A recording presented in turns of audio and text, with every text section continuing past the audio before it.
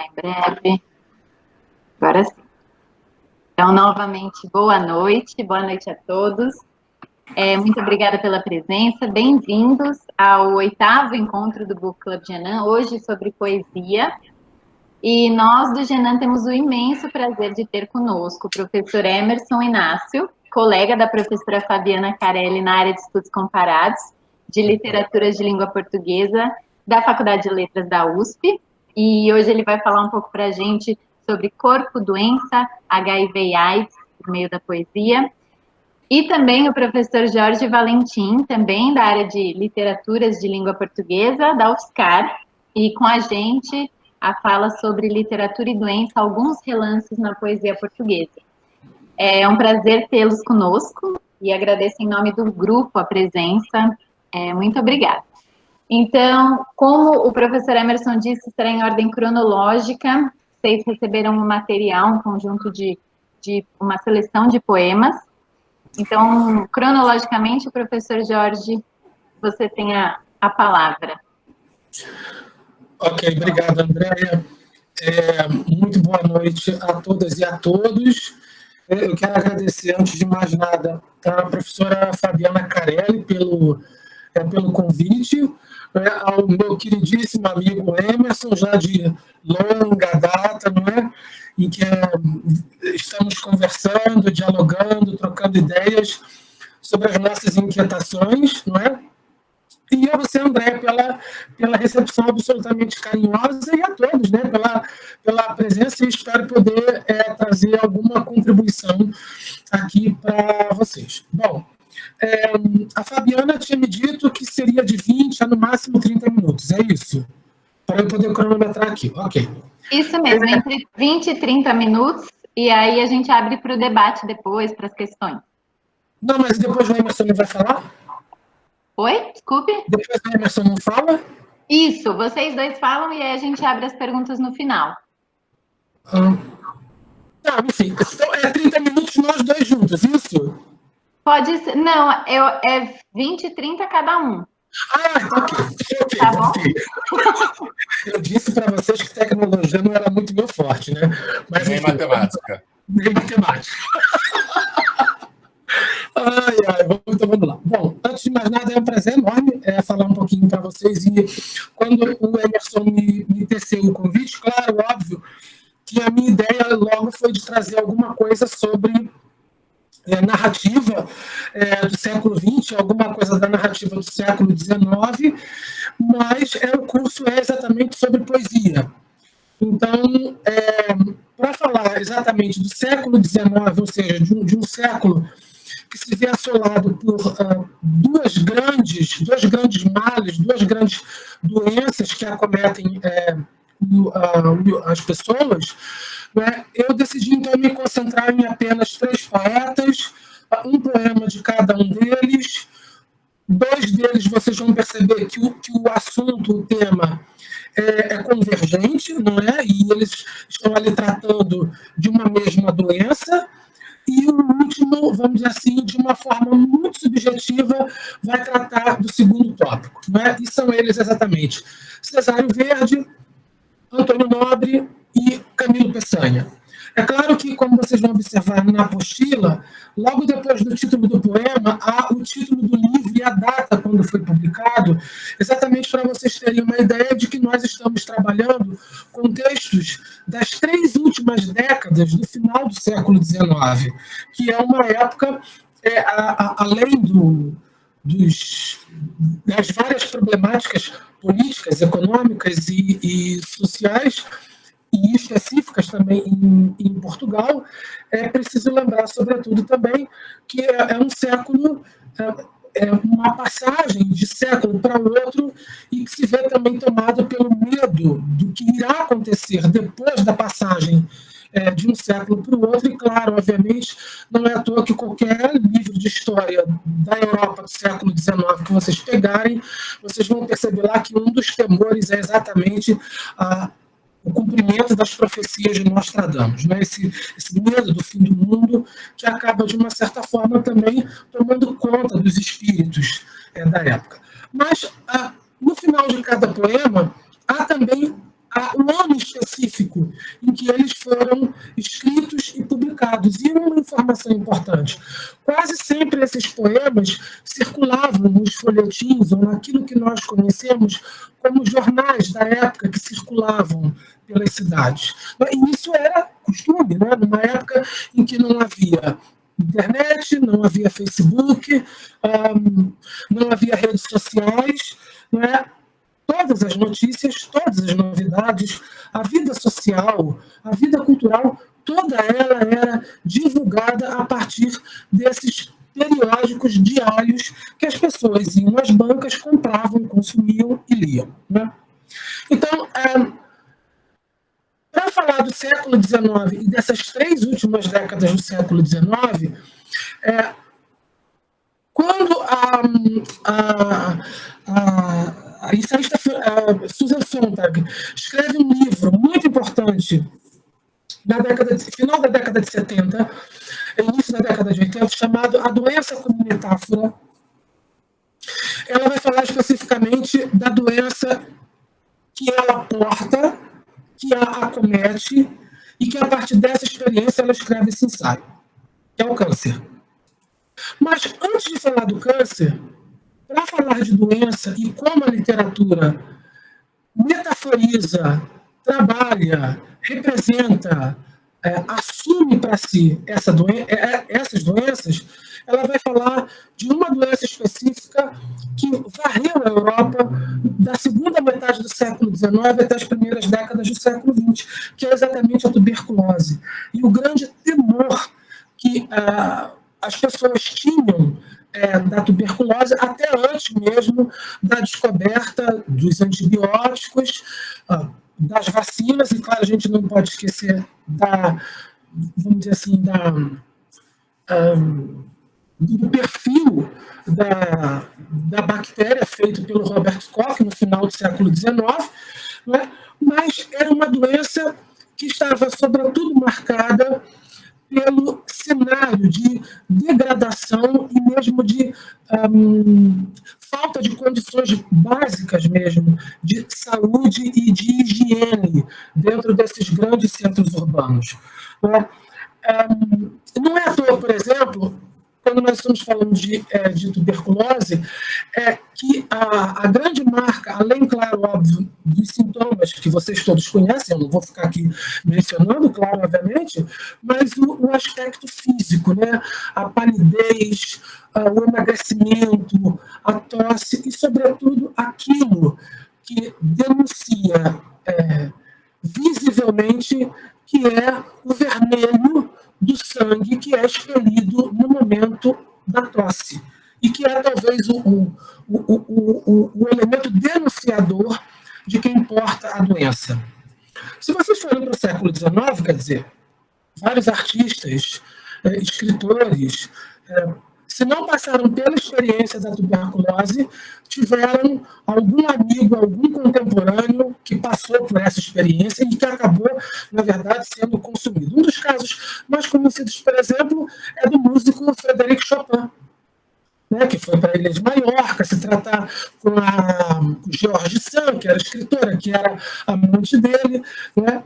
E esse poema do Cesário Verde e o poema do Antônio Nobre, eles, de uma certa forma, tentam dar conta desses personagens que são somados por essa doença.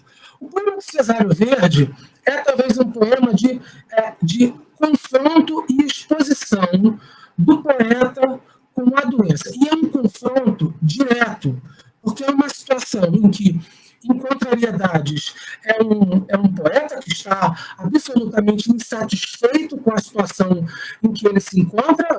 Os seus versos são recusados, porque a moda da época é publicar prosa e não publicar versos, e ele mesmo diz que se há alguma coisa que o abomina é escrever em prosa, porque ele não abre mão dos seus alexandrinos, que são os versos de extensão silábica maior. Enquanto os decassílabos têm 10 sílabas poéticas, os alexandrinos têm 12. Né?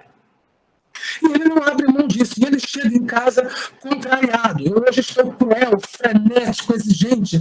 Já fumei mais de 3 maços de cigarros consecutivamente. Quer dizer, você imagina logo, bom, essa criatura deve estar com algum problema respiratório. Deve estar com algum problema de pulmão. E, no entanto, por mais que ele diga que a cabeça dói, que ele se sente incomodado com os costumes que se veem completamente deteriorados, não é exatamente isso que ele próprio expõe de si no poema. É muito mais um sujeito insatisfeito com a sua situação e que, quando se senta a secretária e olha para a sua janela, na janela vizinha à sua de frente, ele encontra uma engomadeira. Ou seja, aquela mulher que passava a roupa, engomava a roupa para fora, para, enfim, a burguesia, né? E que, claro, vocês sabem, boa parte da Lisboa, essa época, ainda não goza de luz elétrica, não é? E essa engomadeira passa o ferro, e muitos aqui devem se lembrar de como as nossas avós passavam o ferro, né? Que era aquela grande caixa de metal com umas ventosas do lado, abria-se a tampa, colocava-se carvão quente dentro, fechava-se e passava aquilo e aquela fumaça ia em cima exatamente da pessoa que estava ali fazendo aquele trabalho hercúleo de engomar as roupas com aquele ferro pesadíssimo. Né? E é exatamente essa situação que Cesário Verde se defronta. E quando ele diz pobre esqueleto branco entre as nevadas roupas, tão lívida, o doutor deixou-a, mortifica, lhe dando sempre e deve conta a botica, mal ganha para as sopas. Ele percebe que a contrariedade dele, por pior que seja, ainda não chega tanto daquela que ele vê à sua frente. E quando ele diz pobre esqueleto branco entre as nevadas roupas, quer dizer, é o próprio ser humano que se desumaniza com a força de um trabalho brutal, né? E a ponto mesmo dessa engomadeira não ganhar aquilo que ela deveria pelo seu trabalho. Não é? E é exatamente isso que, de uma certa forma, vai alimentando o mal-estar desse poeta e a forma como ele se confronta com essa mulher que parece que não tem a menor ideia da situação em que ela se encontra. Talvez até tomada pelo imediatismo da necessidade, sem perceber que, na verdade, é o próprio trabalho que a faz adoecer, que a faz estar naquela situação. E se há ainda alguma dúvida da situação social dessa mulher, quer dizer, ela não tem nem dinheiro para comprar uma mera sopa. Quer dizer, ela ganha muitíssimo mal. Né? E o que ela mal consegue ganhar, mal dá para ela própria se alimentar. E ela não para absolutamente de trabalhar. Né?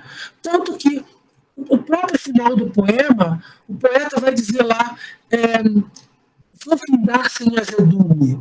Quer dizer, aquele estou cruel, frenético, exigente do início, vai, de uma certa forma, amenizando diante daquilo que ele vê diante dos seus olhos. E não podemos nos esquecer que, no meio dessa situação, ele olha para o lado de fora e ele vê uma outra cena, quando ele diz: o populacho diverte-se na lama.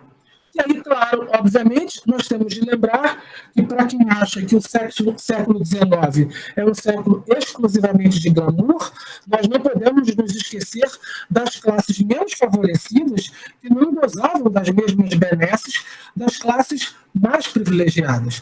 E o Cesário observa isso e coloca de uma forma absolutamente pontual no seu texto, a ponto mesmo de olhar no final para aquela vizinha e falar assim: a pobre engomadeira ir-se-á deitar-se em ceia, vejo tudo luz no quarto, ainda trabalha, é feia, que mundo, coitadinha.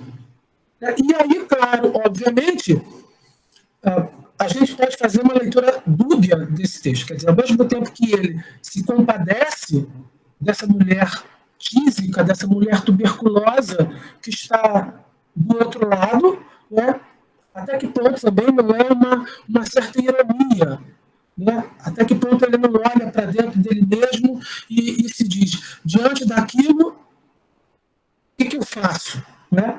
Agora, o mais interessante é que se essa mulher ela se asfixia com a fumaça do ferro, nós pouquíssimo sabemos se esse sujeito que fuma 3 maços de cigarro consecutivamente sofre de dor de cabeça, se ele também não sofre os mesmos efeitos colaterais. Isso nós não sabemos, absolutamente.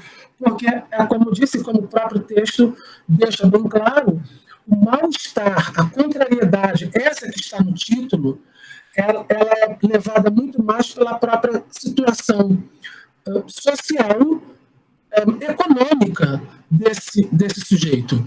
Mas é óbvio que, veja, se o poeta é esse que quer publicar as suas obras, quer se fazer conhecido, vejam, ele é vizinho de um enganadeira, de uma mulher pobre.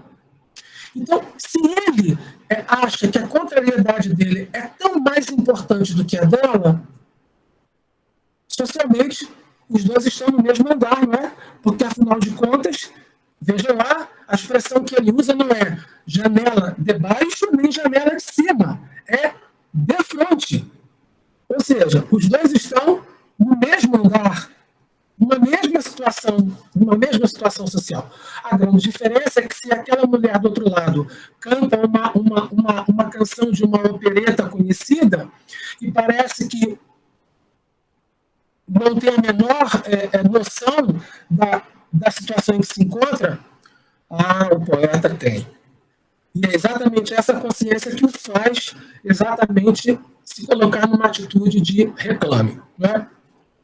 Se esse poema do Cesário não deixa claro, e a gente só vai descobrir que tem uma personagem tuberculosa no meio do texto, o texto do Antônio Nobre, aí ele é declarado, né? Porque o título diz lá, pobre tísica. E é essa mulher lânguida, muito pálida, de semblante triste, que atrai a atenção do poeta. E é claro, obviamente, nós estamos aqui, ao contrário desse realismo muito cru do Cesário, nós estamos aqui numa outra tendência, que veja, essa atração por figuras que estão numa situação de quase morte, não é? Não chega tanto, por exemplo, quanto o Dança do Ventre, do Cruz de Souza, né, que ali é um sujeito lírico necrófilo, porque ele gosta do corpo morto, e quanto mais podre o corpo está, ele quer possuir esse corpo de qualquer maneira, não é? Aqui não. Aqui é a própria sugestão e a própria leveza dessa criatura, quer dizer, a própria situação esquálida dessa figura, que acaba, na verdade, criando os atrativos, os atributos que seduzem e atraem esse poeta. Tanto que quando ele vai lá, quando ela passa a minha porta, magra, lívida, vejam lá a expressão que ele usa, quase morta, e vai até a beira-mar, lábios brancos, olhos pisados, meu coração dobra finados, meu coração põe-se a chorar. Quer dizer, é um homem que está completamente arrebatado por essa figura. Mas vocês vejam a contrariedade que essa figura traz para ele. Porque se é uma figura quase morta, é uma figura que chega à beira-mar, que atrai a atenção das outras pessoas que estão ali, é a própria consciência que ele percebe de não conseguir decifrar e, a partir dessa decifração, possuir aquele corpo doente. Mas a consciência desse corpo doente que atrai a atenção dele, né? E aqui, claro, obviamente, é o Antônio Nobre já das cores finas seculares, daquilo que se convencionou chamar de simbolismo nas letras portuguesas, e que, de uma certa maneira, vocês vejam, a maneira como ele descreve a tísica não tem nem o teor amargo, e vou usar uma expressão do Cesário, não tem nem o azedume de Cesário. Há ali uma certa afetividade desse sujeito em relação a essa outra figura feminina também consumida pela tísica, né? Desculpa, consumida pela tuberculose. Mas, vejam, é claro que são dois exemplos muito pequenos em relação à dimensão que aquilo que a poesia portuguesa poderia oferecer, né? Há inúmeros outros casos. Mas, se por um lado a tuberculose é a doença do corpo, que dá sinais visíveis, seja pelo emagrecimento, seja pela languidez, pela palidez, seja pelo sangue, por exemplo, que sai pela tosse, a outra doença que, de uma certa forma, ganha uma projeção muito grande, graças, obviamente, às descobertas e aos estudos incansáveis e incessantes de Freud, não é? É exatamente a depressão. É aquilo que o Camilo Peçanha vai falar no seu domingo, no seu poema Caminho, quando ele vai dizer, além de ter sonhos cruéis, vejam lá, na alma doente sinto um vago receio prematuro. Como, na verdade, esse cansaço, essa melancolia, aquilo que Baudelaire vai chamar de um spleen de Paris, não é? Nos seus pequenos poemas em prosa, né? Como isso, de uma certa forma, é traduzido por esses poetas, por essa melancolia que assoma os espíritos, assoma os estados da alma, a ponto mesmo de, por mais que ele tente se expressar, parece que a subjetividade poética ela nunca é suficiente para dar conta desse estado melancólico, desse estado depressivo. E parece que é quase mesmo que um estado de dependência entre um e outro. Né? Tanto que, não é à toa que ele vai falar, porque a dor, esta falta de harmonia, toda a luz desgrenhada que alumia as almas doidamente, o céu da agora, sem ela, o coração é quase nada. E é uma coisa um tanto quanto contraditória, né? Porque se é isso que o faz estar num estado tão mau, parece que ele necessita desse mesmo mal-estar para continuar vivo, para continuar observando as coisas. Se a gente for parar para pensar que esse poema é escrito em 1887, quer dizer, 3 anos antes da facada fatal em cima da política portuguesa, com o ultimato da Inglaterra que manda Portugal desistir do sonho do mapa cor-de-rosa, que era possuir territórios africanos de Angola a Moçambique, quer dizer, do Atlântico até o Índico, né? Imagine uma estrada, um trem que ligasse uma ponta a outra do continente africano. Você precisaria cruzar o Cabo da Boa Esperança mais de uma vez. Era só parar no Atlântico que o trenzinho levava. E a Inglaterra diz, olha, meus queridos, podem desistir dessa história, porque esse pedaço de terra aqui é nosso, entendeu? Então, quer dizer, a gente percebe, no fundo, que essa sensação de mal-estar, que essa depressão pode também ser lida pelo seu viés político. Ainda que esse texto apareça publicado num periódico, num folhetim, 3 anos antes dessa situação. Mas, na verdade, esses 3 textos são apenas pistas dessas 2 doenças que volta e meia aparecem representadas na literatura portuguesa do final do século XIX. E apenas um caso curioso para vocês, tá? Porque já estou no final, tenho mais 5 minutinhos só. Eu havia selecionado um outro texto, porque é um caso curiosíssimo. É uma crônica, quer dizer, na verdade, é um conto de um escritor chamado Fialho da Almeida, chamado O Cancro. E a descrição da figura feminina que o Fialho descreve é exatamente muito semelhante à pobre tísica do Antônio Nobre. Com a única diferença, ela não tem tuberculose. Ela tem um tumor. Desculpa, vou dar um spoiler aqui. Ela tem um tumor no meio dos dois seios. E ela é uma figura que, quando passa pela rua, chama a atenção de todo mundo. E quando o narrador vê aquela mulher, o cancro, vou colocar aqui do lado no chat depois que eu terminar. Quando ele olha aquela mulher, ele fica assim, não, eu tenho que pegar essa mulher, eu tenho que ficar com ela de qualquer maneira.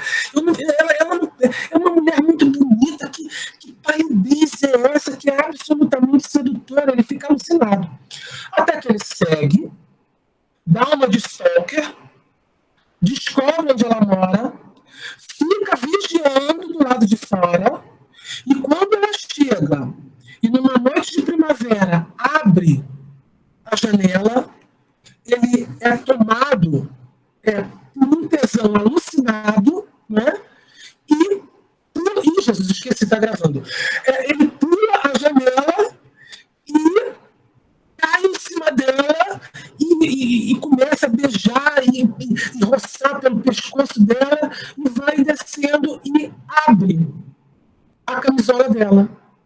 Mas quando ele abre a camisola, ele é tomado por um terror, porque o que ele encontra no meio dos dois seios é um grande tumor de carne apodrecida que faz ele ter um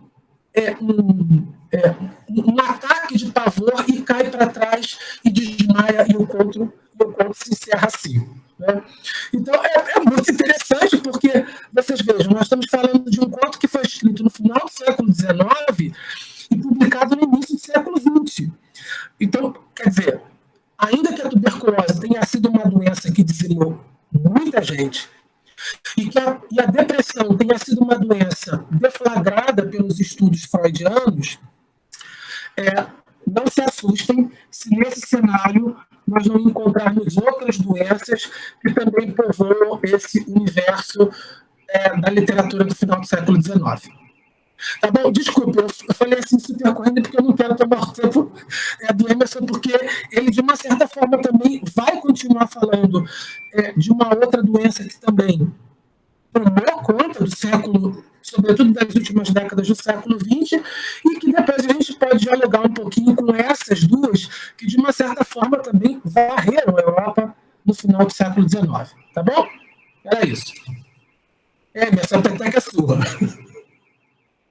Obrigada, Jorge, muito obrigada. E eu não acredito que você não incluiu esse último poema. Como assim? Não, poema é um conto. Ah, um conto. Poxa, mas inclua, não tem problema. Professor Emerson, então a palavra é sua agora. E depois a gente discute e volta aos seus apontamentos, tá bom, Jorge? Boa noite a todos e todas. Espero que vocês todos me ouçam bem. Tinha um reverbero na voz do Jorge, mas enfim, acontece. As conexões não andam lá, essas coisas. Quero agradecer muito ao Genan, aos colegas da medicina, da USP, de fora dela, e de outras áreas da saúde também. Ou, como diz um amigo meu, das áreas da doença. Ele eu acho ótimo, um amigo do Rio. Também físio e enfermeiro, enfim. O convite está para participar, né? Era uma coisa sobre a qual a Fabiana vinha falando há muito tempo, eu sempre empurrando com a barriga. E aí não houve jeito dessa vez, né, de deixar para mais para frente. Podia ter trocado com o Carlos Eduardo, não era problema nenhum. Entendeu? Mas, enfim. Eu também preferi agora por causa das aulas que vêm por aí, né? Começa, eu dou aula 3 vezes por semana, aí fica complicado. Não é? Quando fui convidado, não pensei imediatamente no Jorge, justamente porque, primeiro, que nós temos uma parceria de pensamento que é extensa, né? A gente fez doutorado juntos, coisa e tal, etc. Se conhece há 20 anos. E segundo, porque a gente trabalha em consonância, mas não em tanta consonância, né? Então, o Jorge é sempre o meu contraponto, né? No sentido positivo que esse contraponto possa vir a assumir. Contrariamente ao Jorge, apesar também da minha formação ser idêntica dele, né? Em literatura portuguesa, eu sou um professor de literatura comparada e tenho trabalhado bastante aí nos meus anos de USP, em particular, com literatura, poesia, né, em particular. Agora que eu me desvirtuei na prosa, estou brincando, mas com relações poéticas entre a literatura brasileira e a literatura portuguesa, né? Daí trazer, né, 4 poemas de 4 poetas que, de certa maneira, pertencem não a uma mesma geração, porque talvez a gente não possa falar desses influxos, ou de influxos idênticos a esses que o Jorge apontou, não é? Em Portugal, quando se tem um determinado modelo, né? Ou uma determinada proposta cultural e estética, e outros autores e autoras vão seguindo, né? Mas falamos de autores que pertencem a um mesmo tempo cronológico, né? E em perspectiva um tanto quanto mais ampla, né? São 3 autores brasileiros: Guilherme Zarvos, Ítalo Morricone e Valdo Mota, né?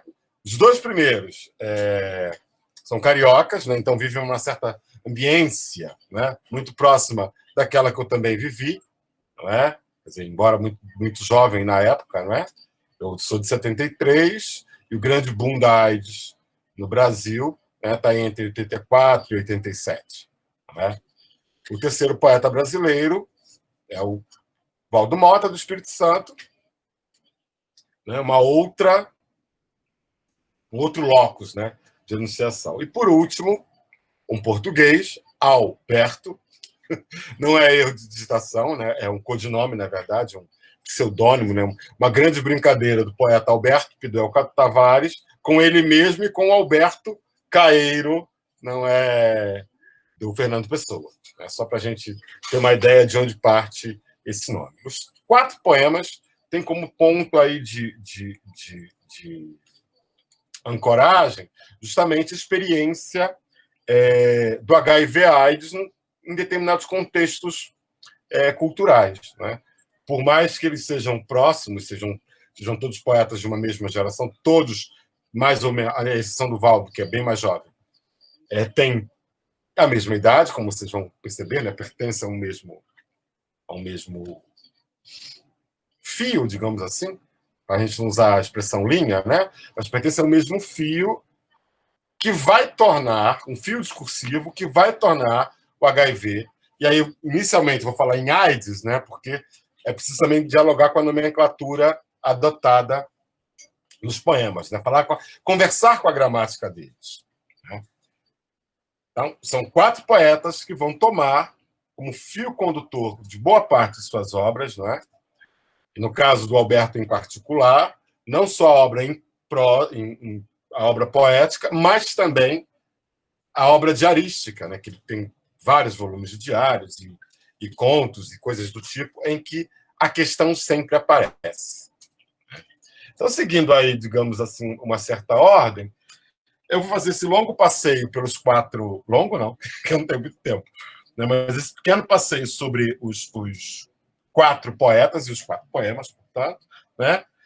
Mas chamando atenção para 2 dados que são atinentes ao trabalho do Genin e as propostas, né? Digamos assim, da poesia enquanto arte. Né? Eu fui pensando o campo semântico, né? Primeiro, esbarrei necessariamente a ideia de estar afetado, né, por uma doença, e resolvi separar os sintagmas, né? O sintagma afeto, né?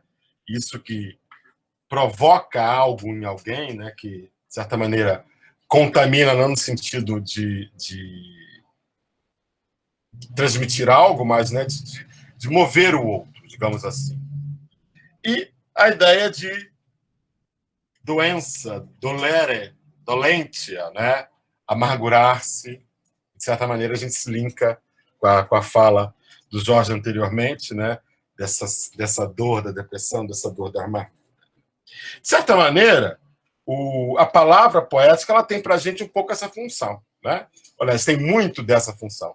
Sobretudo porque há no poema uma coisa que é menos usual na narrativa, que é o uso do eu. Então, quando nós temos um enunciador do século XIX, mesmo do século XX, propondo, né, essa textualidade em primeira pessoa, imediatamente isso afeta o leitor por um princípio simples, né, que está lá no Aristóteles, que está lá no Platão, né, e nas grandes poéticas clássicas, né, o princípio da catarse. Né? Eu me identifico absolutamente com esse eu que se enuncia no texto, me torno, né, durante, né, essa leitura, esse processo de fruição do poema, esse outro que se enuncia. Não é?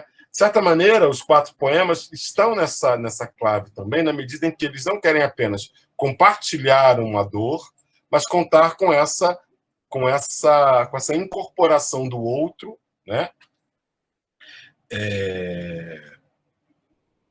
Não afetado, né, pela doença da AIDS, né, pelas questões ligadas ao HIV. Né? O segundo aspecto sobre essas aproximações possíveis, né, entre literatura, medicina, narrativa e coisas do tipo, vai dizer respeito à ideia de que o corpo também é um signo. Né?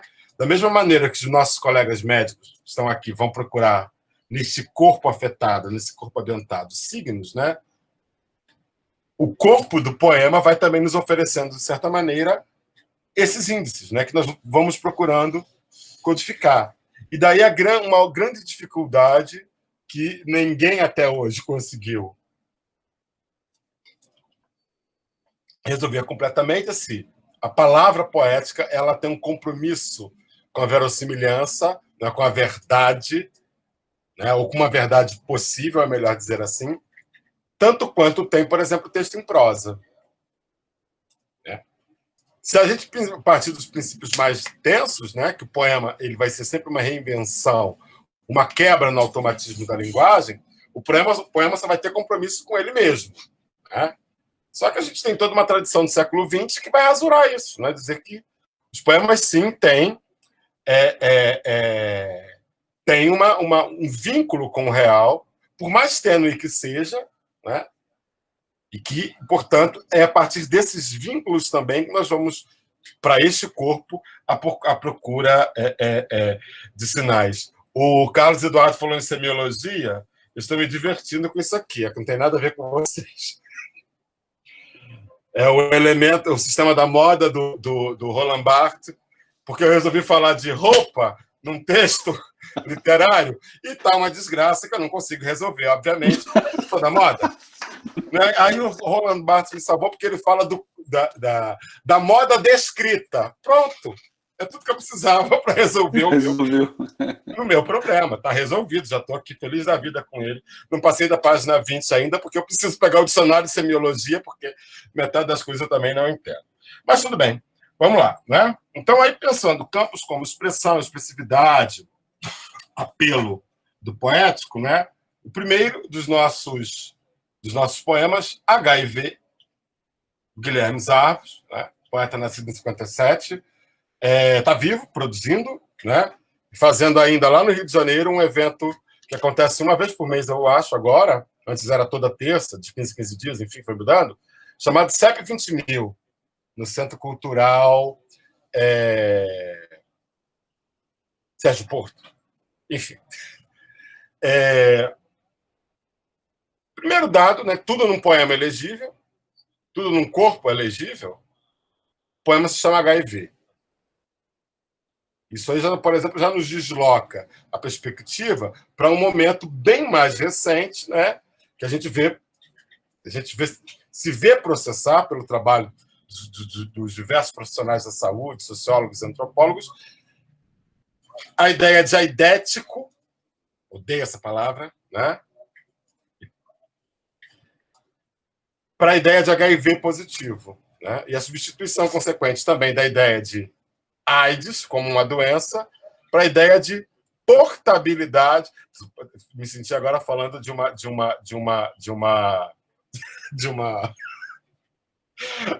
propaganda de operadora de celular. Portabilidade.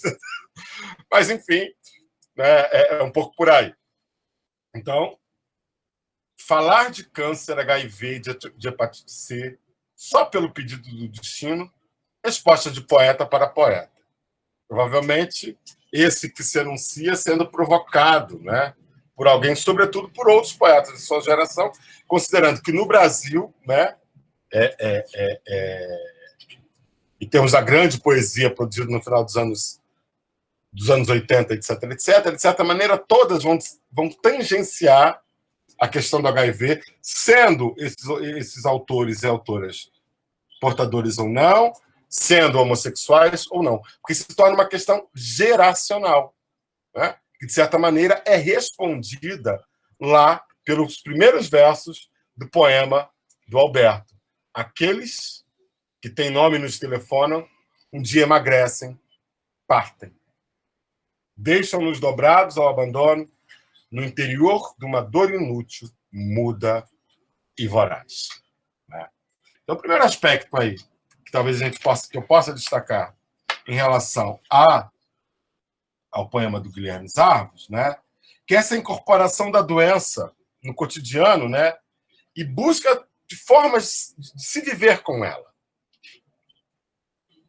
Há um trabalho que a gente está processando também, e aí tem como foco específico a reflexão do HIV/AIDS, porque é um texto que eu escrevi em 2015 e que lá pelas Santas acabei por mandá-lo para uma revista organizada pela Fabiana e pelo Cadu, que é um chamado Carga Zerada, em que eu, por exemplo, como grande cinéfilo, nem tão cinéfilo, eu gosto de série de TV, descobri que eu não gosto de cinema, eu gosto de série de TV. Como alguém que acompanhava música, um leitor de Alberto e de Caio Fernando Abreu, né, que os outros reverberos, digamos assim, relativos ao HIV/AIDS, tinham diminuído. Né? Os discursos sobre HIV/AIDS saíram de um primeiro momento, dos anos 80, dos universos médicos antropológicos, das políticas públicas que tais, né? Passou por um grande período de 10 ou 15 anos em que foi incorporado na fala, né? Porque foi um período também que nós vimos morrer grandes ídolos, vitimados por HIV, e depois dos anos 2000, tem um ou outro relato, né? Uma ou outra referência, muito pontuais, e, de repente, né, agora, nos anos da PrEP, a questão da AIDS surge numa outra perspectiva, sobretudo nos seriados de TV. Eu estou perguntando para várias pessoas do campo, tentar encontrar respostas para isso, eu ainda não tenho. Né? O que vai provocar essa rarefação discursiva e agora uma certa retomada por outras perspectivas. Né? Segundo alguns técnicos, né, infectologistas, é porque a gente testa muito mais, então tem mais casos, e a coisa aparece mais. Enfim, né? O segundo poema, do Valdo Mota, está nesse livrinho aqui, chamado Bundo. Né? O Valdo é um poeta do Espírito Santo, como eu já disse, debochado como ninguém, e justamente um poeta que manipula de maneira muito perspicaz a linguagem. A Yumina Simon, que é uma grande crítica de poesia, né? E que trabalhou muito com o Valdo, que publicou, né? Quem viabilizou a publicação dessa espécie de obra completa, até 96, porque depois disso ele já fez outros livros, claro, evidente, né? Vai dizer que ele é o melhor poeta que tem no Brasil. Eu não chego a tanto, mas eu acho que é um poeta da minha predileção por duas questões. O entrecruzamento aí das perspectivas da homossexualidade, das vivências queer, enfim, com a questão da homossexualidade. Porque no Brasil isso é muito compartimentalizado. Se você é preto, você não é gay. Né?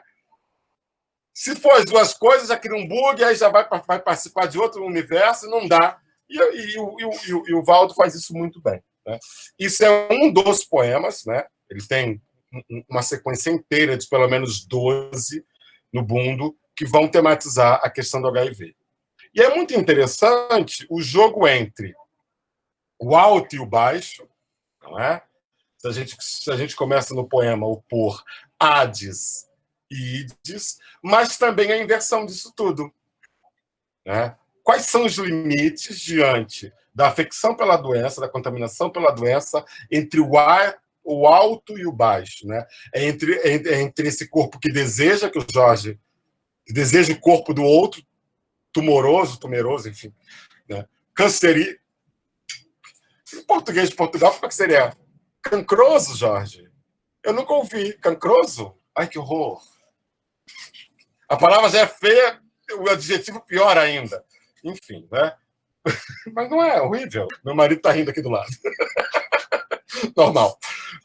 Então, mas voltando para a questão do poema, o jogo entre Hades e Ide, né? Essa parte mais interior e mais profunda que tem a ver com o aprofundamento desse que enuncia nesses dias de Hades, né? E aí o jogo homofônico, né? Ou seja, de semelhança sonora entre Hades e Aides, né? Nos dias de Hades, o seu reino e o seu reino, desculpem. Nos dias de Hades e seu reino podre, hás de doar Odes e até Odre, agir ao ide de todos os modos, agir ao ide enquanto se pode, né? Se por um lado, né, o poeta, né, o enunciador, conclama, né, que todos nós participemos desse aprofundamento, de certa maneira, né, nos acometamos por esse corpo que está sendo chamado para esse outro reino. Por outro, né, tem toda uma perspectiva aí de vencimento, tanto da morte quanto da doença, né? Porque, afinal, né, depondo Hades, todos os poderes, e depondo Hades, todos os poderes que impedem a mútua doação dos seres. De certa maneira, é pensar, isso é um poema que foi publicado num livro dos anos 80, final dos anos 80, né? É de pensar aquela altura, quando não havia tratamento, quando não havia só, de fato, cuidados paliativos, é pensar numa utopia possível, né? Se a gente for, por exemplo, prescrutar as falas sobre HIV/AIDS, né, sobretudo por aqueles e aquelas que viveram, né, os anos 70, início dos anos 80, né, é sempre a mesma conversa. Eu falava com Horácio Costa, que é também poeta aqui de São Paulo, ele dizia: quando a gente pensava, meu bem, que a gente ia pintar e bordar, que isso ia virar Sodoma e Gomorra, meu bem, veio a AIDS. Aí todo mundo ficou triste. E ele vai embora do Brasil justamente num período em que ele começa a observar que as coisas vão ficar incontornáveis, que as pessoas iam morrer como de fato, né? Morreram. O Horácio fala assim mesmo, para quem não conhece, né? Uma voz muito grave, sempre muito solene, com as palavras que eu adoro, porque eu sempre, toda semana, quando nos falamos ao telefone, eu aprendo a falar uma palavra diferente, tirada dos sabe-se Deus de onde. Ítalo Morricone, Notícias da AIDS. E aí uma outra coisa interessante, né, que vai apontar para essa percepção da AIDS como um elemento da experiência de uma geração, vai dizer respeito também à forma como os homossexuais foram afetados em termos de subjetividade nesse período. Há uma capa, que eu não me lembro jamais, se do Jornal do Brasil, se do Jornal o Globo, mas um jornal do Rio, né, que estampava em letras negras e grandes o câncer gay. Se vocês procurarem, vocês vão encontrar, sem muita dificuldade, esta capa, né, num jornal desses de grande circulação dos anos 80. Né? E aí toda uma lógica de atribuição de sintomas, né? E isso, quer dizer, eu tinha 10, 12 anos, não me lembro muito bem, mas a ideia, uma situação muito próxima, uma ideia muito próxima daquela já apontada pelo Jorge, quando vai falar dos sintomas da tísica. Minha avó falava tísica para falar tuberculose, Jorge. Né? Os sintomas da tísica, emagrecimento, tal, a pele fica amarelada. E àquela altura, todos que começam, por exemplo, a sentir determinados sintomas, às vezes provocados por outras doenças, né? Como é o caso aí do relatado no poema, vai necessariamente, né, ser arrolado numa grande vala comum chamada AIDS. De certa maneira, né, essa ideia de câncer gay, né, ela vai estabelecer como um paradigma, né, que inclusive coloca a figura do homossexual como uma figura de risco, ou como a principal figura de risco, né, durante muito tempo dentro do universo do imaginário, melhor dizendo, da AIDS. Né? E aí o poema ele é muito cotidiano nessa perspectiva, né?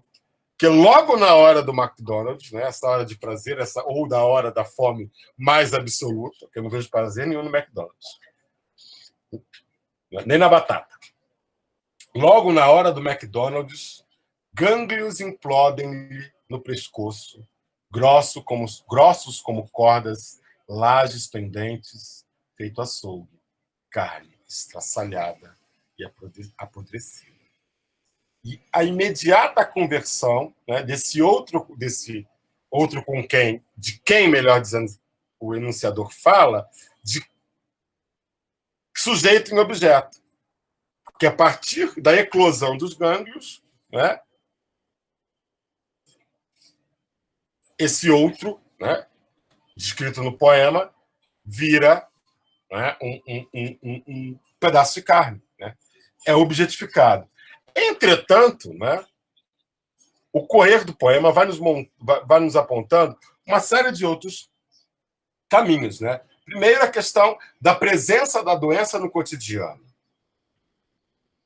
E aí a grande metonímia, talvez, disso tudo seja o McDonald's, né, como essa... Lembrando, para quem não é carioca, né, que a abertura do primeiro McDonald's no Brasil foi um evento, né, durante muito tempo foi o único, e as pessoas viajavam a cidade inteira, né, para chegar ao McDonald's da Hilários de Gouveia, em Copacabana. Enfim, isso era uma cena. Né? Então, de certa maneira, se comer no McDonald's pode parecer para a gente, hoje em dia, como leitores, né, do nosso tempo que somos, algo muito corriqueiro, naquela circunstância não era, porque se tratava de um evento, né, muito particular, considerando que só existia uma loja de fast food, e era aquela em Copacabana. E é nesse momento, né, em que um passado jamais existido, né, essa lembrança de um tempo em que se parece, né, que as coisas eram todas perfeitas, sem mais leitores, carne podre, úlceras no cu, logo na hora do McDonald's.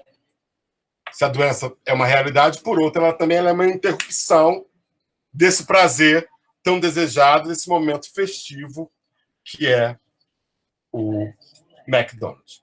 E, por último, né, já comentei logo no início da conversa, né, quando falei dos Arvos, a respeito do Alberto, poeta português. Se vocês vão mostrar por aqui, né? Esse é um volume póstumo, né, uma obras completas de 97, né, feitas pelo próprio, etc., lançado meses depois da sua morte. Né? Hélio, eu não sei se é tanta, não, mas...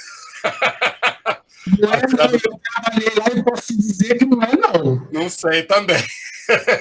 Eu não como nada de lá, então... Eu gosto só da casquinha, daquela de 2 cores. Enfim. Um livro preto com lombada roxa. E a grande dúvida que acercou muitos de nós, seus estudiosos, e também uma geração de leitores de Alberto. Se Alberto havia sido ou não vitimado pela AIDS. Né? Até hoje ninguém soube dizer, sobretudo. E atualmente estamos dizendo que não, apesar de eu ter afirmado na minha tese que sim, apesar de baseado em outros relatos, né? Dado o comportamento, né, muito transgressivo sexualmente, politicamente, ideologicamente, sempre muito assumido pelo Alberto. Né? E, mais recentemente, nos diários, que foram todos transcritos e publicados, né, ele vai afirmar taxativamente que não tinha, né, porque ele morre em 97, que nunca teve AIDS, mas, infelizmente, viu os seus amigos morrerem. Há um livro do Alberto, muito particular a esse respeito, né?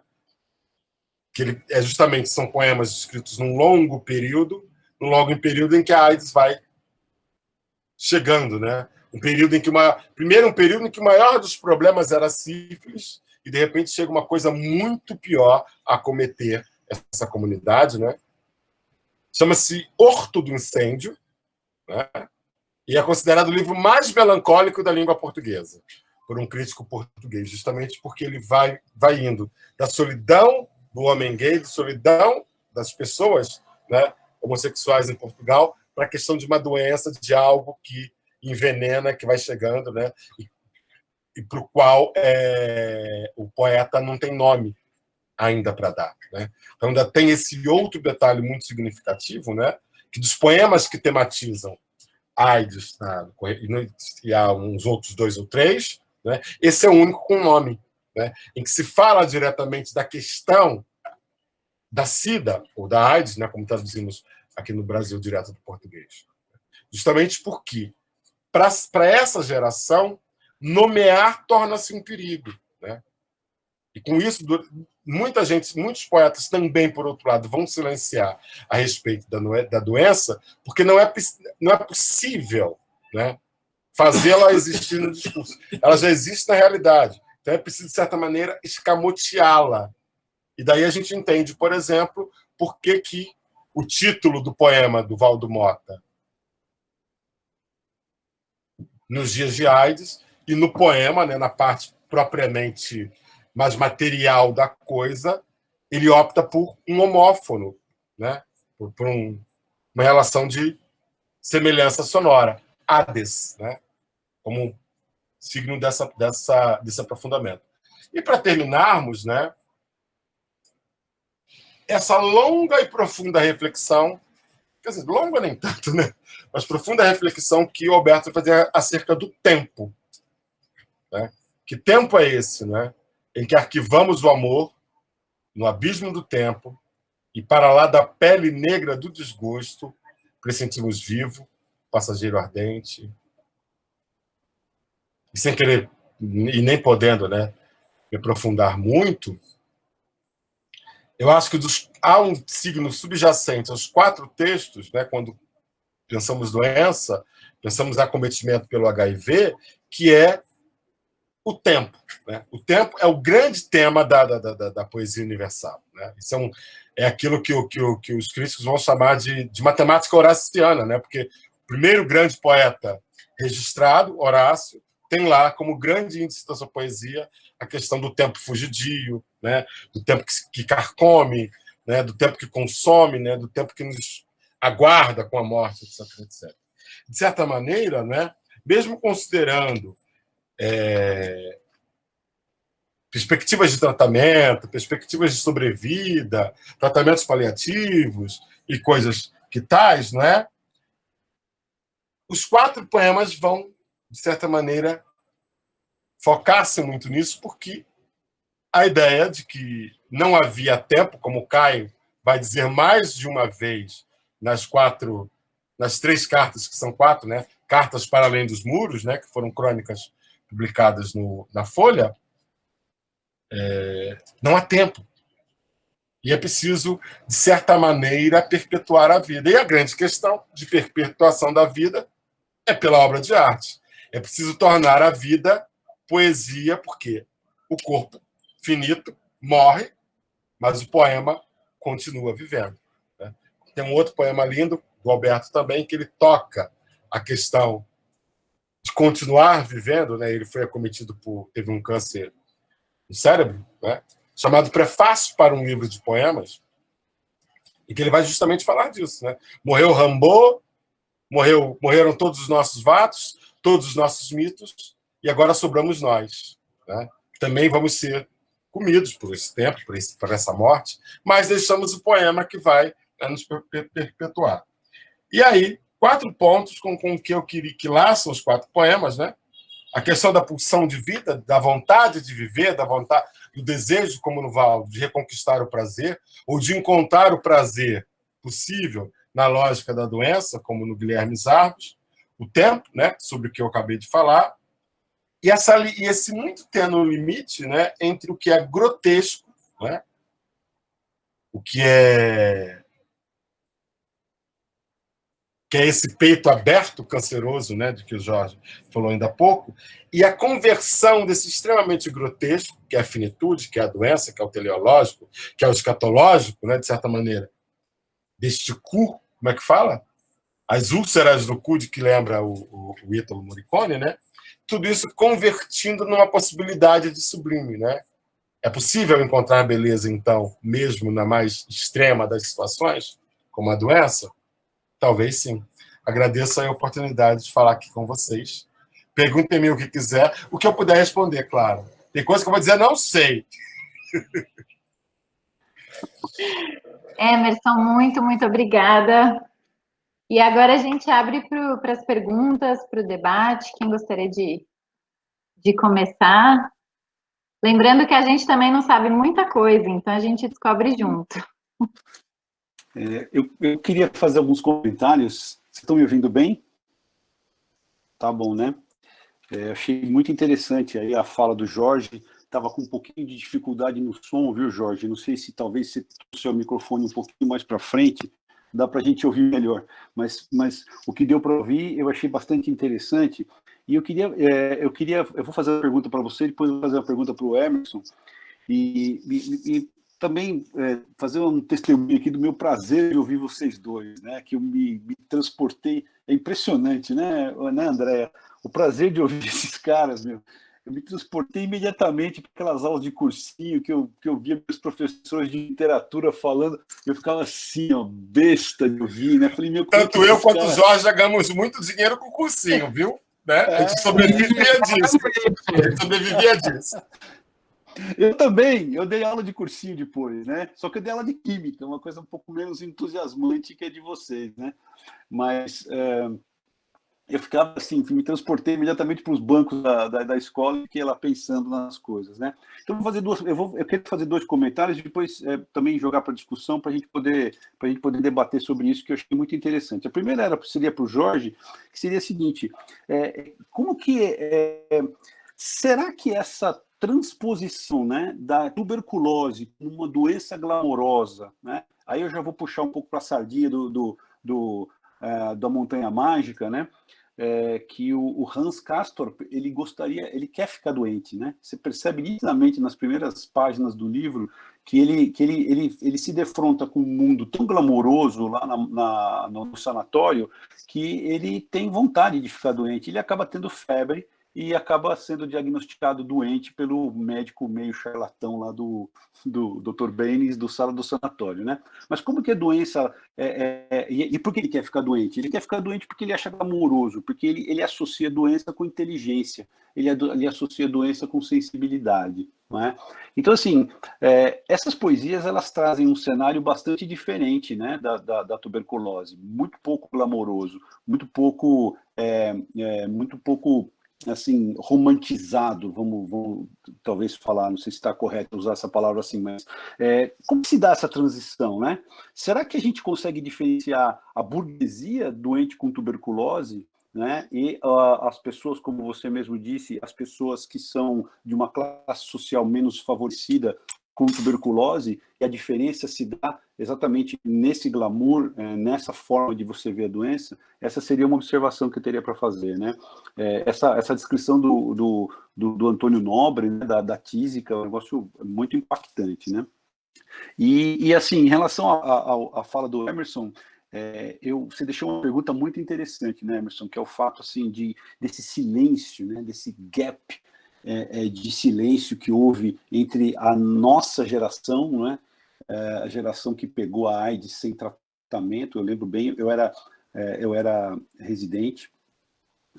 O primeiro caso de AIDS surgiu no Brasil, foi nos Estados Unidos em 84 aproximadamente. O professor Zé Ricardo e os outros médicos que estão lá me corrijam se eu estiver errado, mas assim, acho que 84 na Califórnia, e a gente pegou, eu me formei em 89 e em 90 eu era residente. Eu lembro perfeitamente dos casos, né, de chegando um monte de gente com AIDS lá no pronto-socorro do Hospital das Clínicas, e aquele desespero de você não ter o que fazer, né? A gente pegou bem a onda forte dessa doença aqui no Brasil, né?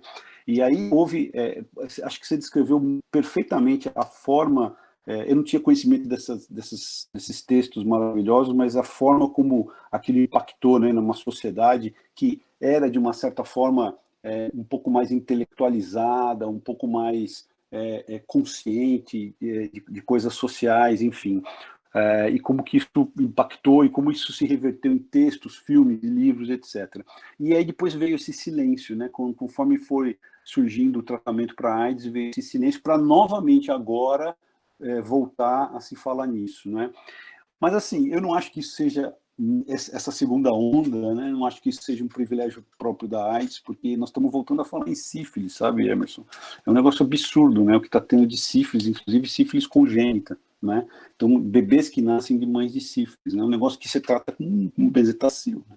Então, assim, eu acho que a recrudescência da doença, ela faz com que haja essa também volta dos textos e das palavras para descrever essa doença. Então, eu acho bastante interessante isso. Por fim, eu queria comentar só um artigo que saiu na Atlantic faz uma semana, de uma epidemiologista da Harvard, chamada Julia Marcus.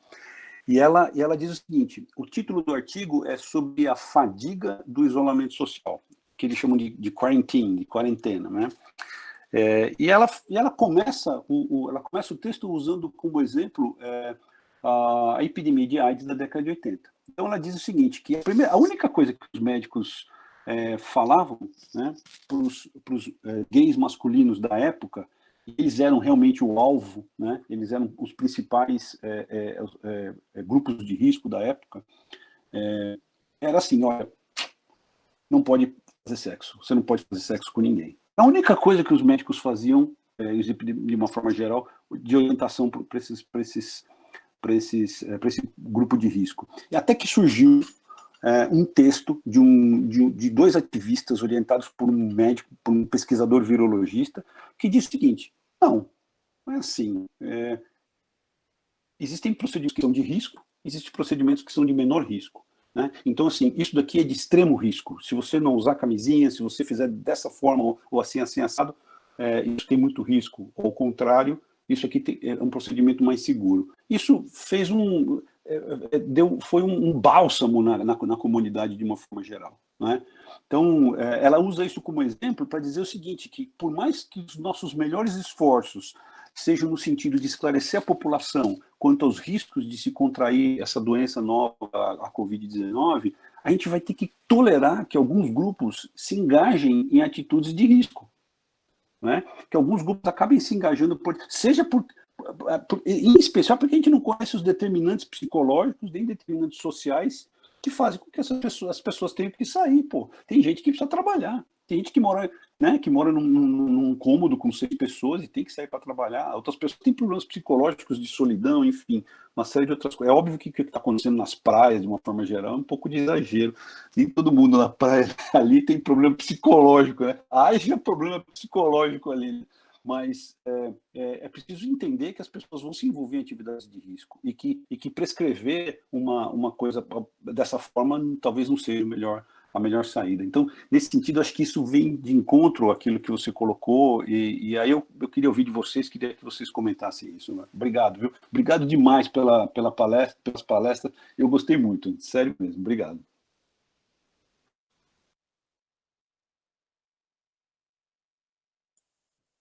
Jorge. Desculpa. Gente, tem que ser calma, porque eu tenho que descer aqui e clicar no negocinho para o som poder funcionar.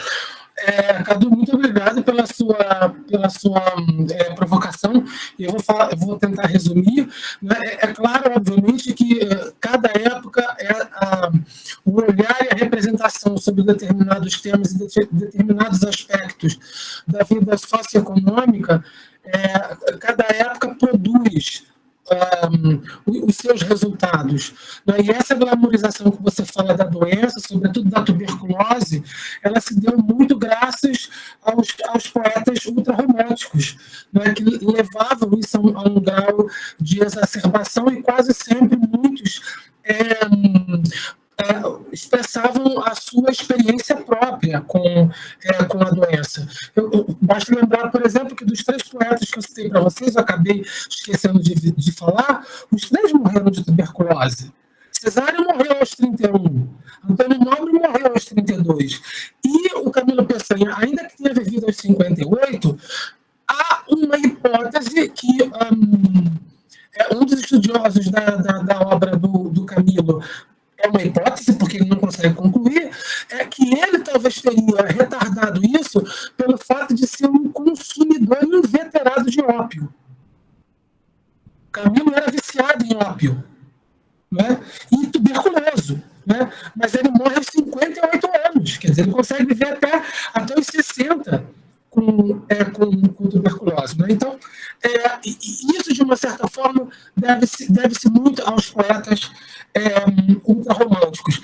Mas, desculpa, Jorge, só lembrando do nosso e o pneu tórax, esse poema dele, 33, né? Pois é. Mas,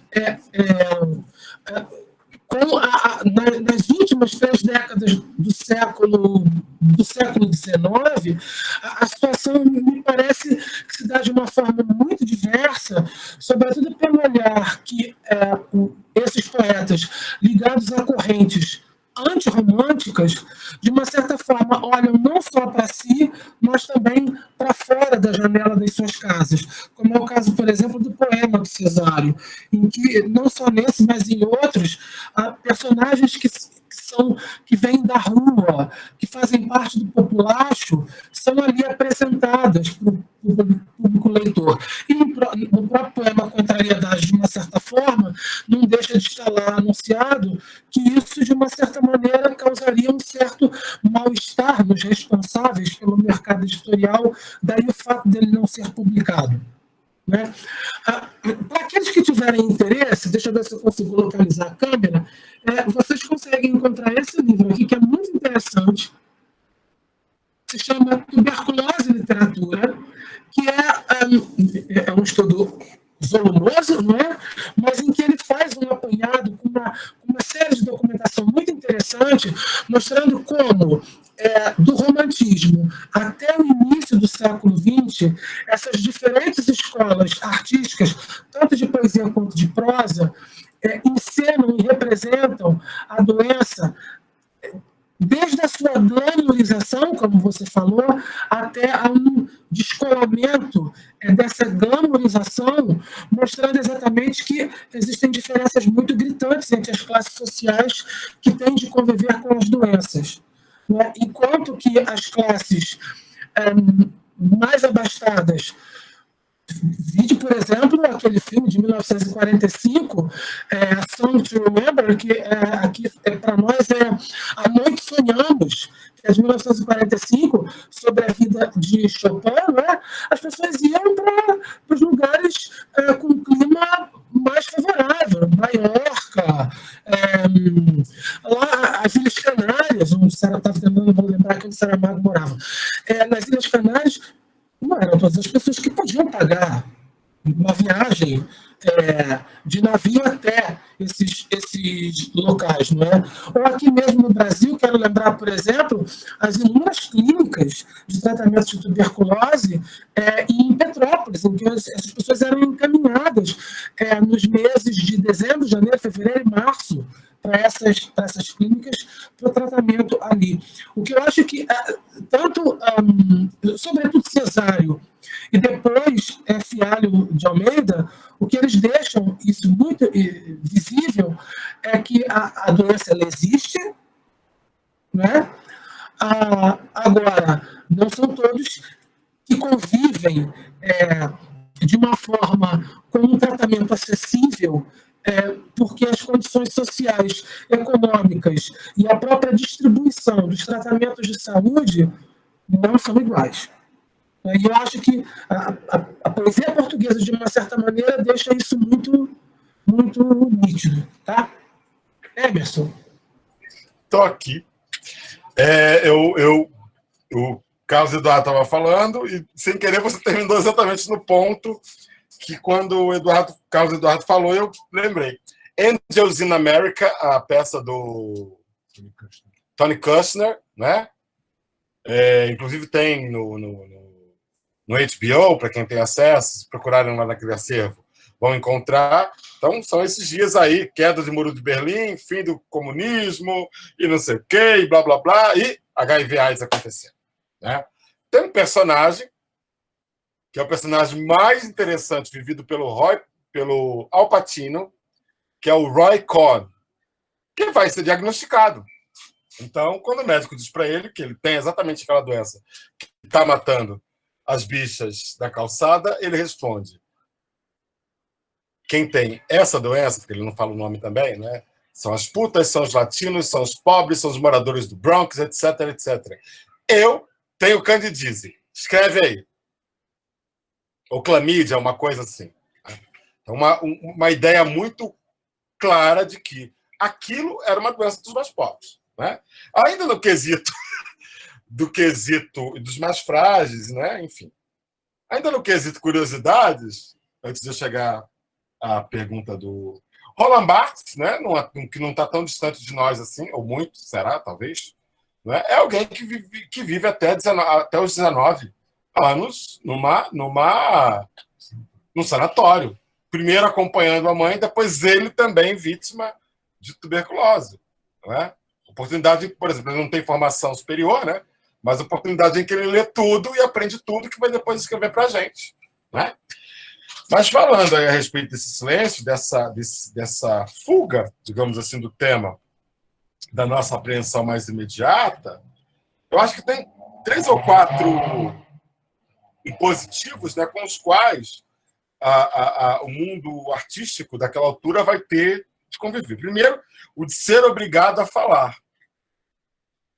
E, na sequência, acho que pelo meado dos anos 90, né, muitos não podendo falar, né, a gente vê várias figuras sobre as quais a gente só sabe que morreram de AIDS, de fato, depois, quando a morte é anunciada, não é?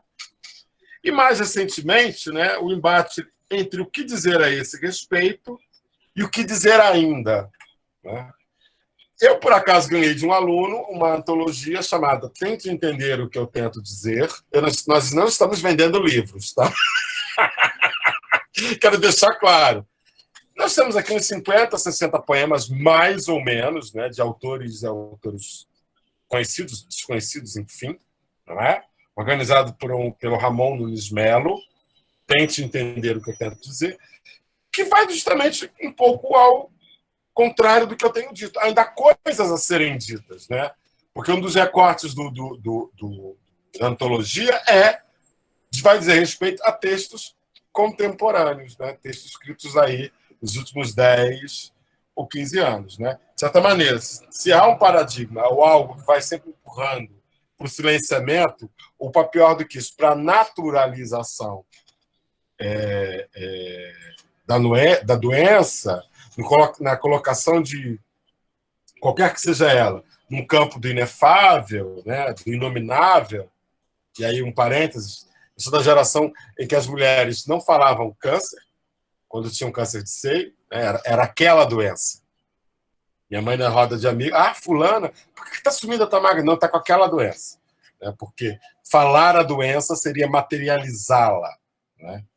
E, por último, a respeito ainda desse processo de glamorização, né, que envolveu a tuberculose, envolveu a sífilis, né? Tem lá os Picasso, os Hemingway, celebrando que já tiveram não sei quantas sífilis e isolamento. O Lucas Melo, né, que é da Faculdade de Enfermagem lá de Ribeirão Preto, um querido que também está trabalhando com as questões de HIV, nós temos pensado sobre essas questões, né? Em que medida também que não se repetem comportamentos e mesmo são resgatadas perspectivas, né, que vão aí aproximando a pandemia, né, o que sempre se imaginou haver com a AIDS nunca houve, da AIDS propriamente dito. E me lembrei de um texto do Alfredo Sirquis, de que eu não consigo me lembrar o nome, né?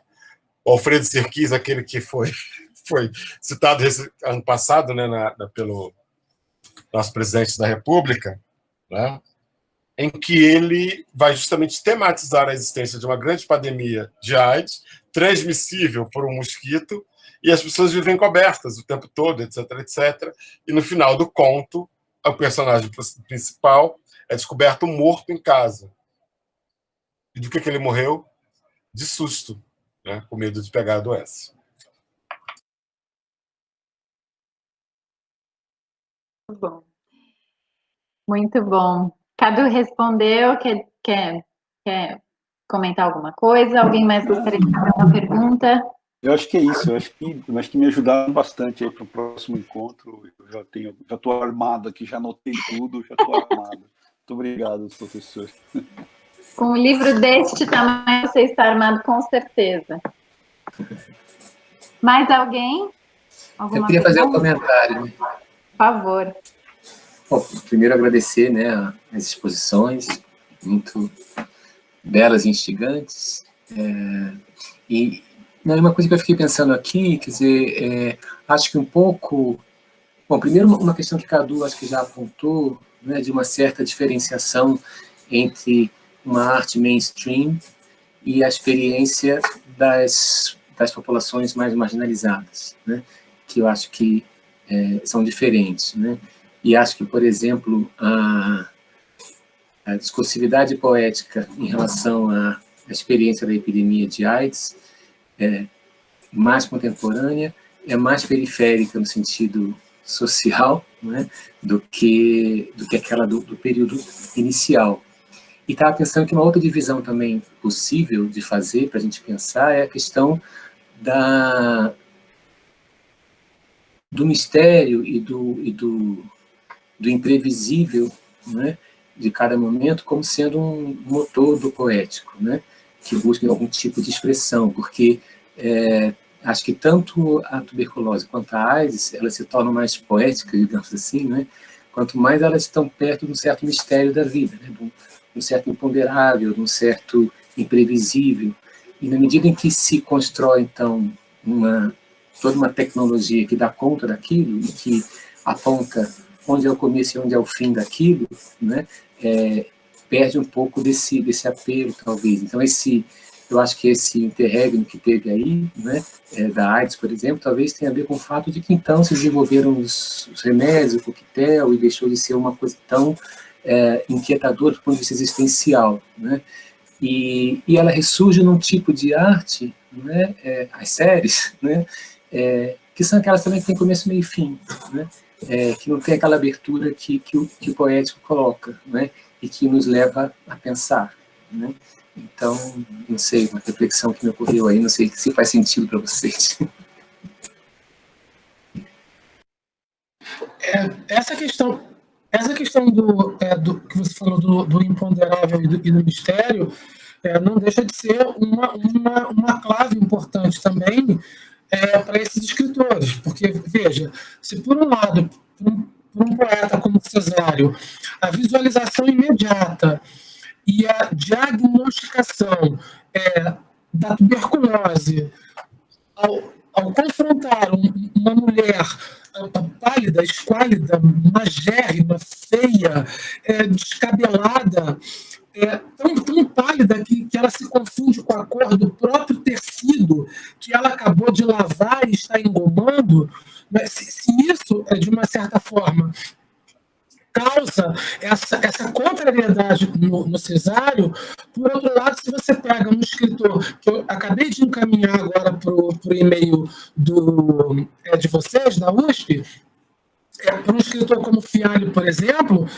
a languidez, a palidez, a magreza da personagem feminina é o que seduz. E há alguma coisa misteriosa naquela personagem, porque todos os caras, os melhores caras, eu ia falar uma coisa aqui, mas esqueci que está gravando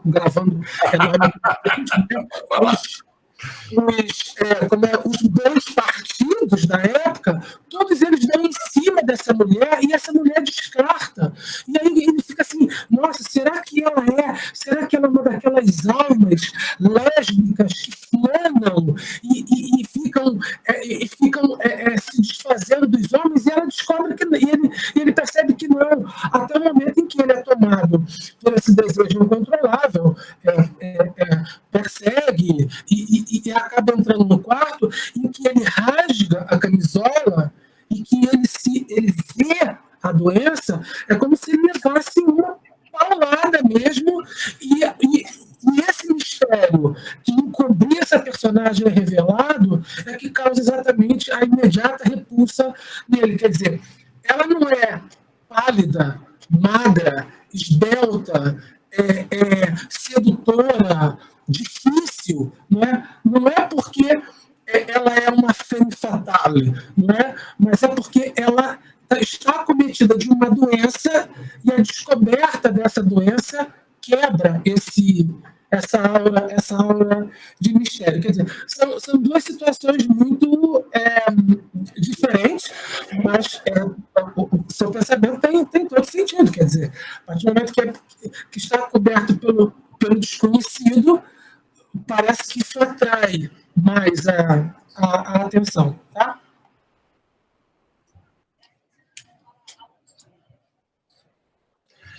Eu estava aqui pensando por que esses suportes mais palatáveis, né?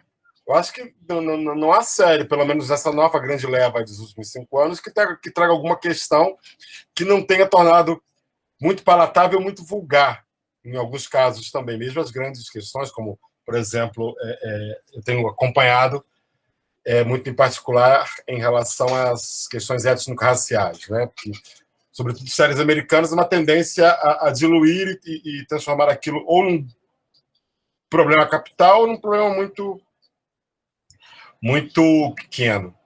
E talvez, por outro lado, é que a série ela tem essa questão da comunicabilidade, né?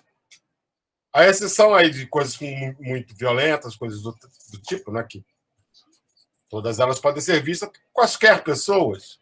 E, portanto, é muito mais fácil também talvez tornar discursos sobre doenças quais sejam, né, veiculáveis por esse suporte. Eu acho que também há um processo de normatização. Assim. As coisas tiveram o seu pique, tiveram o seu relevo e agora tendem a assumir um espaço mais comum. Olha, ele tem diabetes, ele teve várias gripes, que ele tem AIDS, tudo bem, continua, não é? E eu não sei até que ponto também isso não contribui para processos como, por exemplo, um amigo meu, também infectologista, Ricardo Vasconcelos, estava falando esses dias.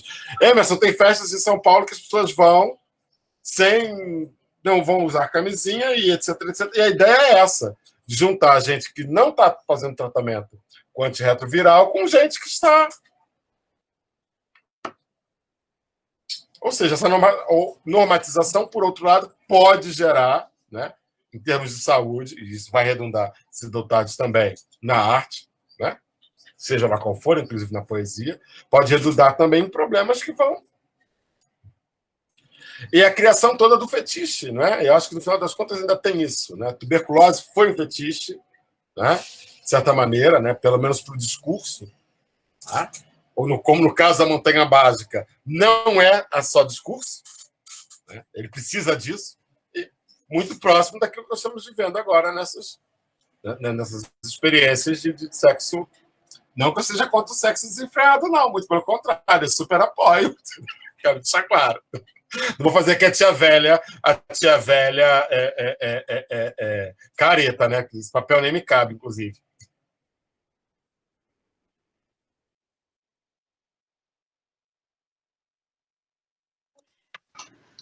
Muito bom. Deixa eu dar um pitaco só. Só daquilo que o Emerson comentou sobre a portabilidade, né? Que é engraçado, porque a gente fala em portabilidade do indivíduo que é o portador, aquele que tem. Mas se a gente pensar em portabilidade, como a gente comentou, como vocês comentaram aqui, em termos de marketing, parece um anúncio empresa de telefone ou até de banco, né? A portabilidade não é só você ter, não é só você portar, mas é você poder passar de um para o outro. Quando você fala portabilidade da sua conta, é você poder passar a sua conta de uma empresa para outra. É quase como um contágio. A gente pode pensar aqui em portabilidade como contágio. O que vocês acham disso?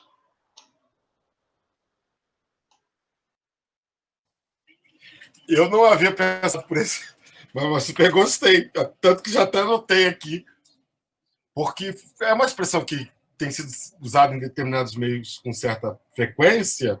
Quer dizer, eu já ouvi em 3 mesas das quais eu participei, uma não necessariamente sobre HIV, portabilidade do HIV. Eu tenho refletido, né, sobre também como é que esse uso é muito material, num sentido ruim, que a ideia de material possa assumir, né?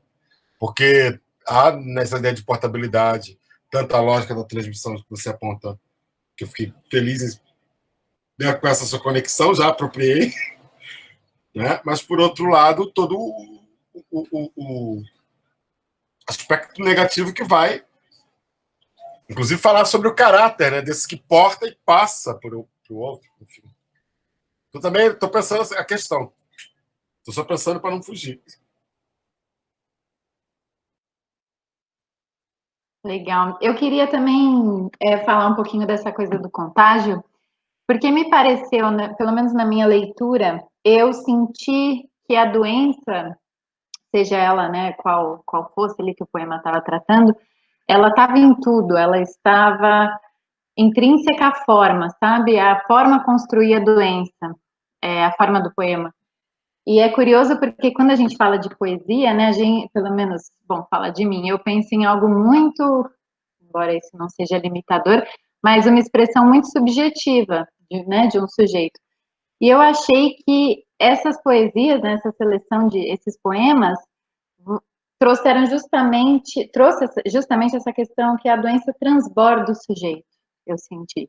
Ela não está mais só no sujeito, ela está no contexto, eles evocam muitas figuras, né, eles dialogam com muitas coisas, é até meio caótico, todos os poemas trazem muitos elementos, se você fosse analisar linha por linha, daria um tanto de coisa, ou estrofe por estrofe, e eu senti que a minha impressão é justamente essa do contágio, de repente é de algo que se espalha, né, que contamina, pelo menos estava pensando em questão de forma, algo como isso. E também tem uma frase que o Cadu já falou uma vez numa reunião, não sei se essa frase é dele, se não for, você me corrija, Cadu, mas ele diz que o corpo saudável é um corpo silencioso, né, que o corpo saudável você você não ouve, você vai ouvir o corpo quando ele transmite, quando ele tem a doença, né? E eu também senti em questão de ritmo, de uma presença de ritmo e de uma presença de tonalidade, que tem muita sonoridade, né? Certos poemas gritam com você, assim, dá vontade de você ler numa tonalidade de quase um batuque, né? É uma presença muito bem marcada. E, enfim, acho que a temática também está intrínseca à forma, acho que essa é a minha observação. Andréa, se a gente for parar para pensar em termos, por exemplo, da depressão, quer dizer, não é só aquilo que o poeta olha ao seu redor, mas é aquilo que ele próprio experimenta, né? Estou doente na alma, né? É a expressão que ele usa, né? Em relação à tuberculose, é interessante isso que você toca, porque parece que esses corpos despertam uma sedução absolutamente alucinada nesses poetas.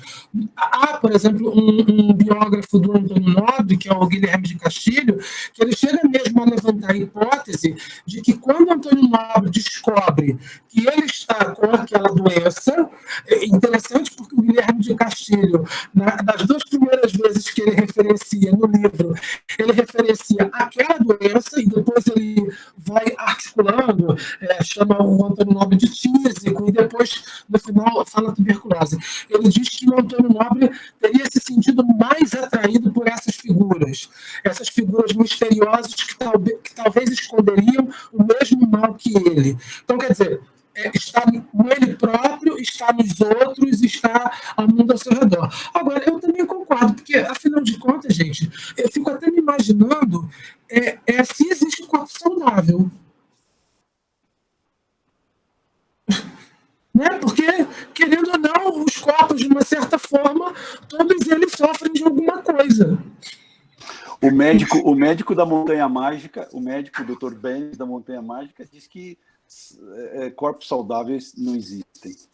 Eu fico me perguntando, será que... E é aquela coisa, quer dizer, se é saudável, poxa, a pessoa não vai nem se incomodar de ir ao médico, de pegar o telefone e marcar uma consulta médica, de ficar horas discutindo com o plano de saúde se tem ou não direito a fazer tal exame. Quer dizer, a vida dessa pessoa deve ser uma chatice completa, não é? Digo de experiência própria, porque eu sou diabético, sou insulino dependente e às vezes a minha rotina é aquela assim, diabético tem que levar a vida monástica. É hora certa para levantar, hora certa para tomar café, aí tem que passar o intervalo, hora certa de fazer o teste do dedinho, hora certa de almoçar, hora certa de tomar insulina, hora certa... Ai, gente, cansa, vou te dizer, é cansativo, entendeu? E na hora de fazer os exames, é mais cansativo ainda, entendeu? Mas isso faz parte... É o que movimenta, é o que dá dinamismo à doença. Vocês já imaginaram, se eu fosse eu sendo diabético e não ficasse atento a todas essas coisas? Quer dizer, a minha chatice, o meu turbilhão de coisas para fazer poderia se tornar um outro tipo de turbilhão muito pior. Né? Então, enfim, eu gosto dessa ideia de que corpos saudáveis são absolutamente discutíveis. Quer dizer, pelo menos na parte da poesia e na parte da ficção são absolutamente discutíveis. Só uma pequena comparação. É o que eu costumo às vezes falar com os alunos. Eu falo assim, aquela coisa muito perfeita, que não te aponta uma inquietação, um defeito, um problema, a gente sempre tem que olhar com muita desconfiança. Veja, por exemplo, os personagens ligados aos personagens da fé cristã, por exemplo, os anjos, né, as vozes divinas. Gente, esses personagens no teatro de Gil Vicente são uma chatice só. São chatos de galocha. Agora, peguem o diabo. O diabo e os demônios são uma maravilha. Eles tocam o rebu, eles fazem um inferno na vida daqueles personagens e são absolutamente sedutores. Então, eu gosto dessa linha aí e acho muito interessante. E acho que é uma leitura que dá samba, viu?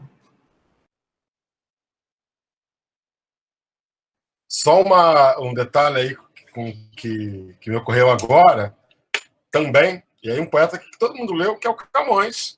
Né? Os poemas em que o Camões foge a todas as regras, por exemplo, da boa composição do século XVI, né? São justamente os poemas desse período depressivo chamado Desconcerto do Mundo. Ele não está mais no soneto, não está nas grandes formas clássicas, vai para as formas populares, para formas, por exemplo, em que ele consiga, de fato, né, exprimir toda aquela situação desconcertante. Mas sim, Andréia, tem toda uma...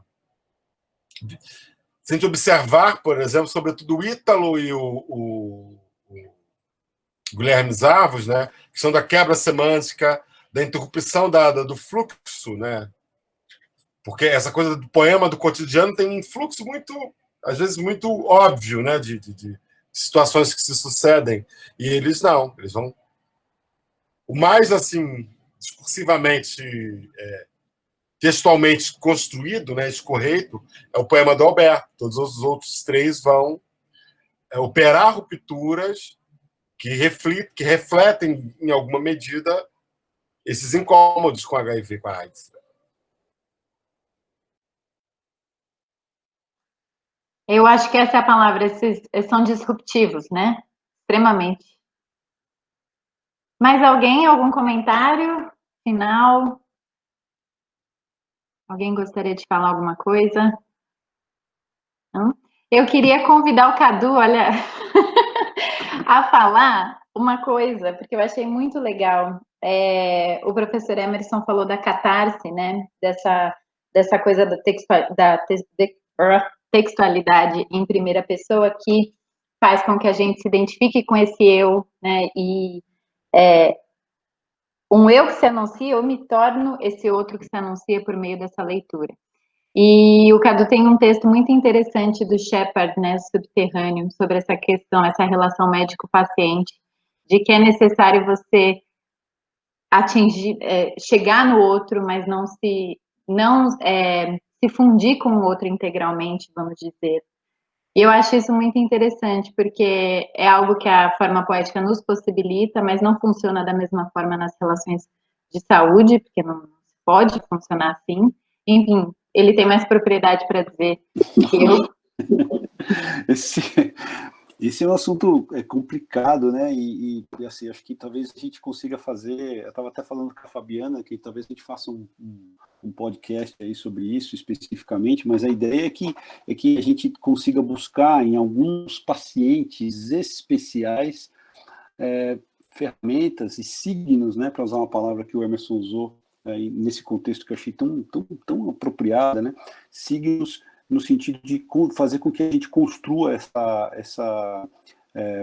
esse universo que é também, que faz parte da doença, mas que não está restrito ao corpo específico do paciente. Né? Então, isso é um negócio que a gente precisa aprender a fazer isso. Né? E esse tipo de literatura, né? Ou de produção artística, de uma forma geral, ele facilita muito ao médico isso, né? E a gente está perdendo esse tipo de mão. Acho que o Zé Ricardo tem feito um trabalho sensacional nesse sentido de tentar fazer esse resgate, né, desse tipo de coisa, mas a gente está perdendo isso. E eu não acho, né, que apenas ler literatura vai habilitar você a entender melhor determinada. Sim, claro que vai, mas não é esse o ponto. O ponto é exatamente você entender todo esse universo que é criado em volta, né? Porque a expressão linguística de uma coisa impactante que acontece com você, como uma doença, como essas que a gente está comentando, ela é de uma riqueza absurda, né? No sentido de transportar você para o mundo em que aquela pessoa vive, né? E é por isso que você precisa mergulhar profundo, né? E eu usei essa imagem do Sherpa, que é aquele guia que leva as pessoas lá para o Himalaia, né? Para aquelas cordilheiras gigantescas lá no Nepal, mas um Sherpa subterrâneo que faça esse mergulho profundo, né? Nesse mundo que é criado em torno da doença, né? Seria mais ou menos uma coisa por aí. Obrigada, Cadu. Como uma forma de spoiler, então, para a gente encerrar, já que ninguém tem mais nenhuma observação, no começo da Montanha Mágica, que eu ainda estou no começo da montanha, me pegou uma descrição muito curiosa do Hans Castorp, né, porque ele chega nesse sanatório e aí ele ouve uma tosse. E a descrição dele, dessa tosse, é uma descrição incrível, né, e aí já funciona como teaser para o próximo encontro, mas fechando, claro, com a poesia. Ele diz assim, né, ele foi imobilizado por um ruído simplesmente atroz, uma tosse em nada parecida com qualquer outra que Hans Castorp jamais ouvira. Soava como se alguém chafurdasse de maneira débil e horripilante no lamaçal da podridão orgânica. E aí, mais adiante, ele diz: Hans Castorp não conseguiu dominar-se. Afirmou repetidas vezes que para ele era como se tivesse lançado um olhar no interior do aristocrata, que era esse homem que tossia. E, bom, embora seja, né, romance, eu achei extremamente, de uma poesia extremamente poético, esse trecho. E essa questão de você alcançar o outro, de você ver o outro por dentro, né? Por meio da doença. A doença, essa tosse, né, o fez lançar olhos para dentro desse aristocrata. E eu acho que a poesia, as artes poéticas, a poesia que hoje vocês trouxeram para a gente lindamente, pela primeira vez aqui no nosso book club. Na verdade, o Genan fala muito pouco de poesia, né? A gente tem que falar mais, mas uma forma, essa arte como forma de acesso ao outro, e por que não de si mesmo, né? Ao acessar o outro, a gente também se acessa de certa forma. Então, muito obrigada pela presença, professores Emerson, professor Jorge, muito obrigada. Obrigada a presença de todos. E até dia 24. Contem conosco. Eu que agradeço mais uma vez. Emerson, manda um beijo para o Mário e diz a ele que os alunos do curso de extensão amanhã vão discutir o texto dele. Como se isso fosse palco para isso, Jorge Valentim. Ai, gente, você faz esse trabalho. Vai tomar o seu Negroni, querido. Tchau, gente. Tchau. Tchau, gente. Obrigado.